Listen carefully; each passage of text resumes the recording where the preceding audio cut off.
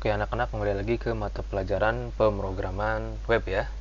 Minggu lalu Bapak sudah mengajarkan kalian bagaimana cara menggunakan Git-nya. Sekarang kita akan coba praktik di mana kita mengupload sebuah project baru ke Git, tapi projectnya yang kemarin kita udah download nih, yang apa ya namanya ya? Mana ya? Sebentar. Nah, ini nih. Falcon itu ya. Sorry. Yang kemarin kita coba tampilkan atau kita coba ulik-ulik. Nah, yang ini ya, Falcon ya, masih ingat ya? Oke, kita close dulu.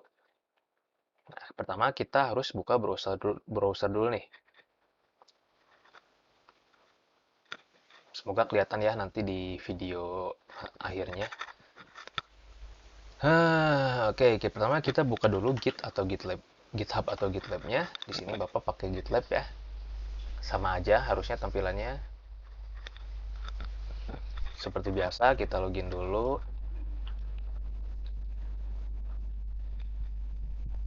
Oke, nah setelah kita login, tampilannya kurang lebih seperti ini ya. Terus kita akan buat project baru, cuma caranya agak sedikit berbeda. Nah, kalau kalian kebingungan alur membuat project di Git, kalian bisa searching di sini eh, tutorial Git aja, tutorial Git pemula gitu, pemula. Nah, di sini kalian bisa baca di Petani Kode atau kalian bisa baca di Medium, kalian juga bisa baca di Niaga Hoster. Ya, coba kita buka yang Petani Kode deh. Oh, oh. Nah, kalau di Petani Code, kemarin kita udah selesai di cara install Git, cara membuat repository juga sudah Bapak contohkan, tapi kita coba lihat dulu ya di sini. Oke, sambil menunggu karena Bapak pakai adblock. Pertama, kalian sediakan dulu di htdocs ya, di C, Xampp, htdocs. Kalian misalkan buat folder baru.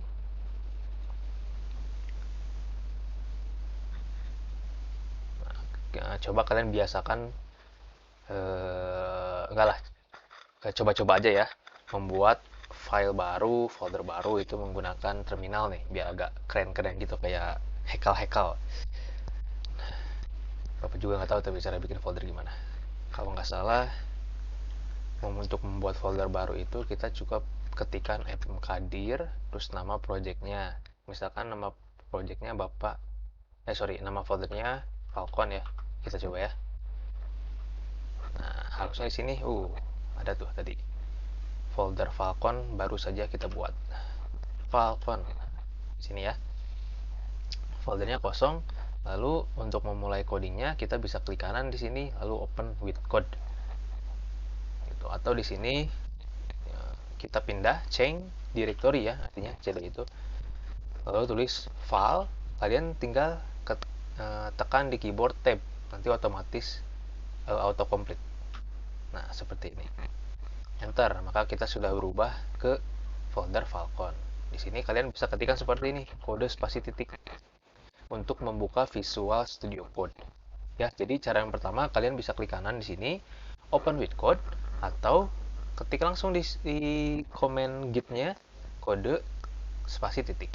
Kalau nggak bisa ya kalian gini aja. Kalau masih nggak bisa, buka Visual Studio Code-nya, lalu kalian close semua kalau sudah terbuka, gitu ya. Lalu kalian file, open folder,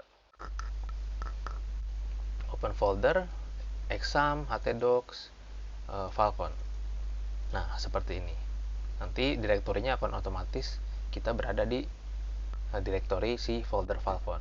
Itu cara yang pertama. Yang kedua kalian bisa kode spasi titik enter, maka dia akan membuka Visual Studio Code. Sama ya di sini di Falcon juga. Atau kalian bisa klik kanan di sini open with code.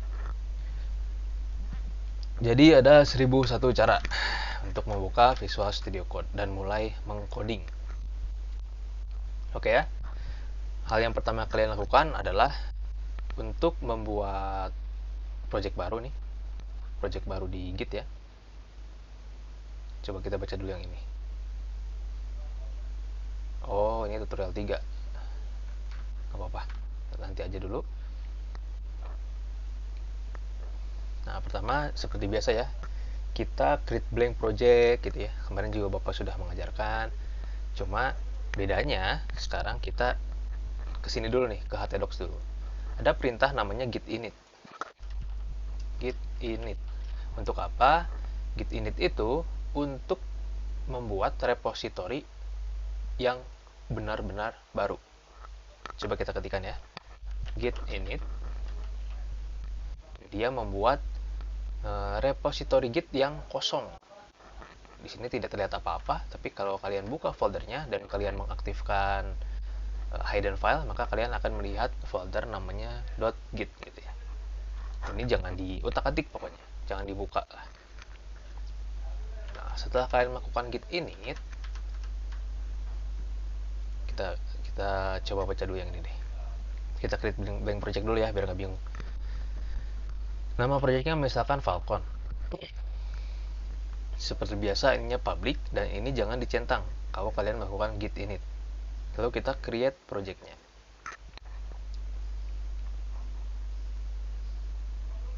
Nah, di sini kalian bisa nge-push folder ya, nge-push project kalian yang sudah kalian bikin ke Git. Gitu ya. Jadi dari nol kita upload ke Git. Pertama, change directory ke folder yang akan kalian jadikan project ya, atau yang akan diupload. Bapak contohkan seperti ini tadi. Kita buat dulu foldernya Falcon, lalu kita berubah change directory-nya ke folder namanya Falcon. Lalu setelah itu kita git init. Ini nggak perlu ditulis, nggak apa-apa. Ya, sekali lagi ini nggak perlu ditulis juga nggak apa-apa. Ini adalah custom ini ya, custom parameter. Nah, selanjutnya kita coba nih ngetik git init. Setelah ngetik git init, untuk menginisialisasi empty git repository atau menginisialisasi repository git yang kosong, sama kayak kalian bikin variabel baru lah kayak gitu. Setelah git init, kita arahkan ya si repository yang ada di lokal kita ini, kita arahkan ke originnya, yaitu di git@gitlab.com/irfanrona/falcongit. Kalau kalian menggunakan GitHub, ininya pasti berubah jadi GitHub. Ini username kalian, lalu ini nama repository yang kita tadi bikin ya, Project Falcon ya. Oke, kita copy paste aja di sini biar nggak bingung. Ctrl C. Nah, untuk paste-nya, Bapak ingatkan, kalian harus melakukan klik kanan di sini. Nah, baru paste atau shift insert kalau di Bapak. Paste, gitu ya. Jangan Ctrl V. Kalau Ctrl V kayak gini nantinya nih. Tuh, malah kayak gitu. Nah, cukup klik kanan paste. Kalau udah, tekan enter. Nah, berarti Git kalian sudah di lokal project kalian sudah diarahkan ke GitLab ini. GitLab username ini, projectnya ini. Maka ketika nanti kita mengupload filenya, dia akan ke project yang ini. Gitu loh maksudnya Git remote itu. Oke ya. Misalkan nih project kita masih kosong. Kita akan isi dengan file si template HTML kita. Bapak itu ada di download ya.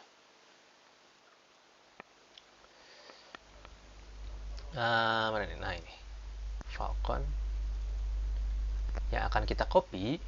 Kita akan coba copy dulu yang index HTML sama asetnya aja. 2 ya. Ini apa ya? Oh, 2 aja ya, aset sama indeksnya. Kita coba drag ke sini nih. Cus. Kita pastikan dulu nggak error ya. Oh, nggak ada yang error. Kalau kita hapus git asetnya, kita balikan lagi. Cus. Kita jalankan lagi, harusnya tampilannya berantakan.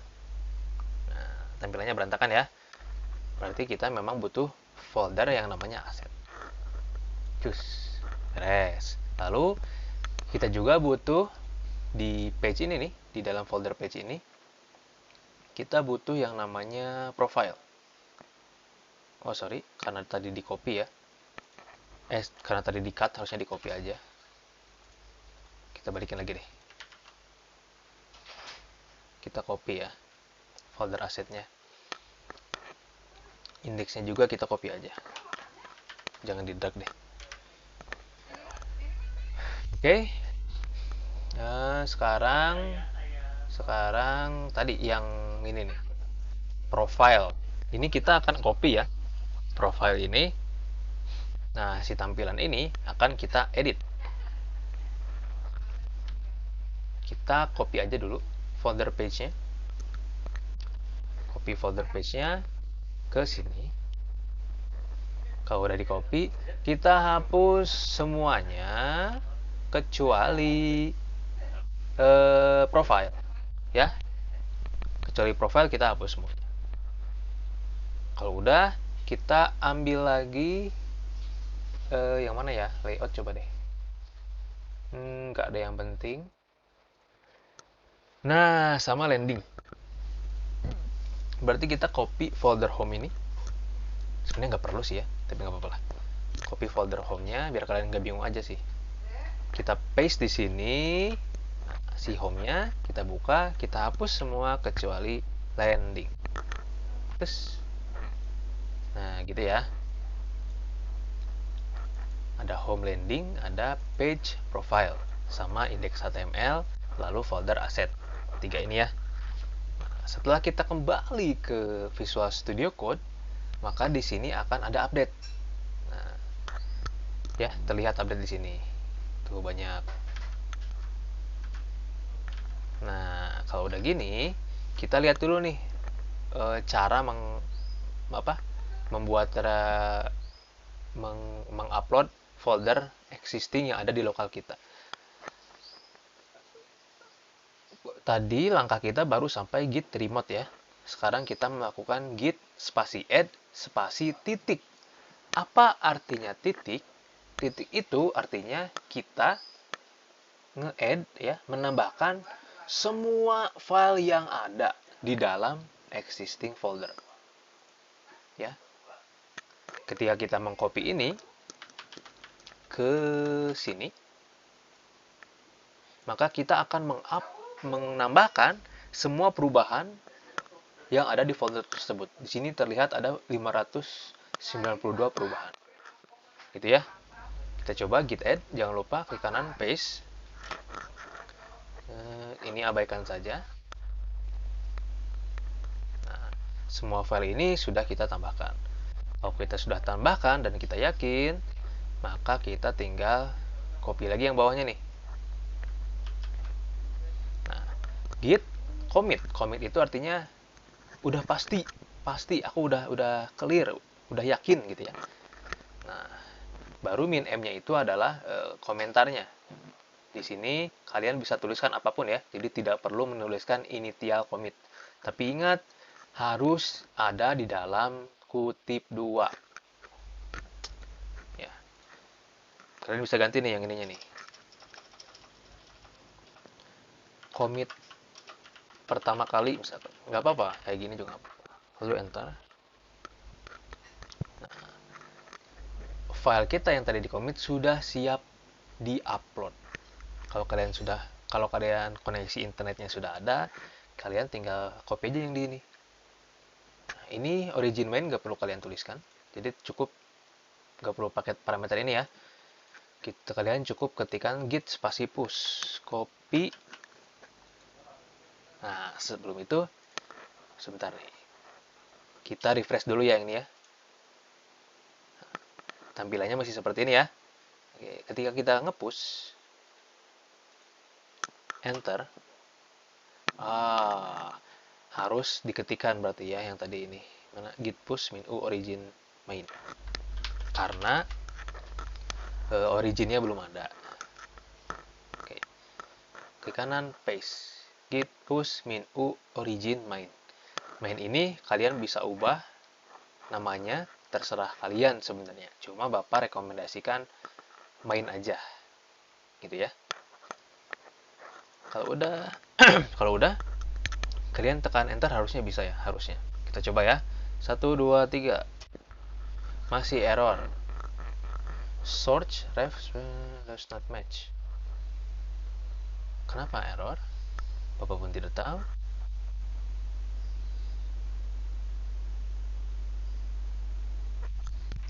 Coba di sini git push min u origin master ya. Oh iya, ini cupu nih tutorialnya nih. Berarti yang harus kalian lakukan adalah git push min u originnya master, gitu ya. Karena tadi di awal kita nggak melakukan ini, branchnya nggak kita set ke main, tapi secara default ternyata git init ini menamakan branchnya itu master, gitu ya. Apa itu branch, Pak? Branch itu cabang. Jadi sebenarnya project kalian itu bisa bercabang. Artinya bercabang apa? Kalau kalian pernah main game, pasti ada versi 1.1, versi 1.0, versi 1.2.2. Nah, jadi fungsinya branch ini untuk menentukan versinya, versioning control. Namanya juga kan versioning control gitu. Jadi kalau kalian mau update, nanti kalian mau merubah versi yang mana, atau mau membuat cabang untuk versi apa, gitu ya. Nah, kalau tampilannya sudah seperti ini, continuing object 100% dan bla bla bla dan 100%. Nah, ini udah selesai. Maka ketika kita refresh halaman ini, maka tampilannya akan berubah menjadi seperti ini. Gitu ya. Menarik ya? Nah, kalau udah, ini nggak ke refresh nih. Nah ini project directory kita ya. Nah, misalkan Bapak mau ngerubah yang ini nih, page profile. Page profile itu tampilannya yang, kita close dulu.